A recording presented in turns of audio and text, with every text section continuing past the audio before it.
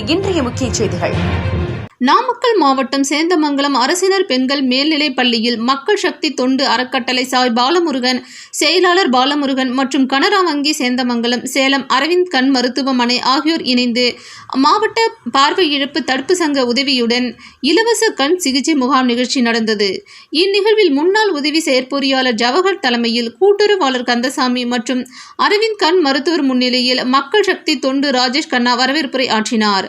அவரை தொடர்ந்து கூட்டுறவாளர் ஜோதிடர் ஆனந்த் பேசுகையில், மக்கள் சக்தி தொண்டு நிறுவனம் ஏகப்பட்ட போஸ்டர்களும் வாகனங்களில் ஒலிபெருக்கி மூலம் விளம்பரங்கள் செய்தும் மக்கள் சென்றடையும் என்றும், இன்னும் பல மக்கள் கலந்து கொள்வார்கள் என்றும் எதிர்பார்க்கப்படுகிறது என்றும், ஒரு மனிதனுக்கு கண் மிக முக்கியம் என்றும் அதை பாதுகாக்க அவசியம் என்றும் கூறினார்.